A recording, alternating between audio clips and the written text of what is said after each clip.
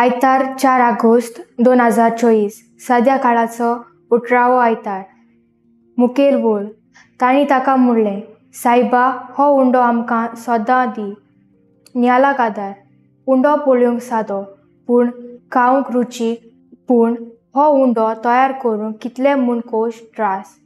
5 मिनटां राव, उंडे तयार जातले म्हूण पोदेरान सांगलें। उज्याचे दोगान आनी घामाचे लोटयेन ताणें फोर्नांतले उंडे काडून गरम गरम म्हाका दिले।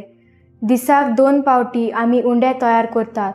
सारकी न्हीद जायना, सारकी सुटी पर्यान मेळना असलें आमचे पोदेराचें जिवीत। आदल्या कोरारान देवान इस्रायल पर्जेक इतलें बरें केलां आसतना पर्यान तीं ताचेर गुणगुणटालीं। देवान तांकां अरण्यांत उंडो दिवन धादोशी केली। हें स्तोत्रकारूय आपल्या उतरांनी परगट करता। भाग्यवंत पावलो एफेसाचे पर्जेक आपले कोठे आनी पातकी जिवीक सोडून सासणीक जिविताचो उंडो दितल्या देवाशी परतून येवंक उलो करता।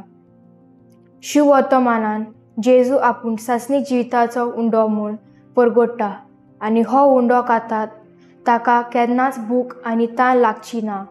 हो उंडो मेळोवंक जाता तितले त्रास घेयात आनी देवाचेर भावार्थ दवरून जियेयात म्हूण आपल्या शिसांक सांगता। जेजू 2 दिसा मिसा बलिदानान हो सासणीक जिविताचो उंडो आमकांय दिता।